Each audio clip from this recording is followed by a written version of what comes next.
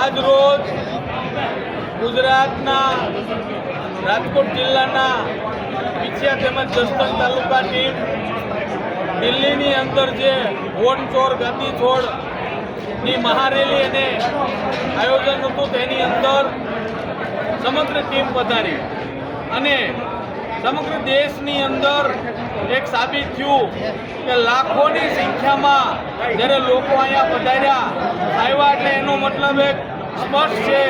કે આખા હિન્દુસ્તાનની અંદર વોટ ચોરી એટલે કે મતદાનની ચોરી 100% થાય છે, જેથી કરીને લોકો જાગૃત બની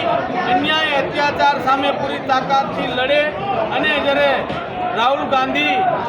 વોટ ચોરી સામે પૂરી તાકાતથી લડતા હોય ત્યારે સમગ્ર હિન્દુસ્તાનની અંદર બધા લોકો સાથ સહકાર આપે ને કોંગ્રેસ મજબૂત થાય, જેના થકી ખેડૂત સમૃદ્ધ થાય, વિદ્યાર્થી સમૃદ્ધ થાય, મજૂર વર્ગ સમૃદ્ધ થાય. આજ સમગ્ર દેશની અંદર ક્યાંક ને ક્યાંક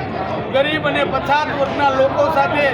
એક ધારો અન્યાય અત્યાચાર થઈ રહ્યો હોય ત્યારે આપણે પૂરી તાકાતથી આ વોટ ચોરી અટકાવી તમામ લોકોને સાથે રાખી આ સંવિધાનિક રૂપી વોટ ચોરી અટકે અને સંવિધાનનો બચાવ થાય એ ખૂબ જરૂરી છે.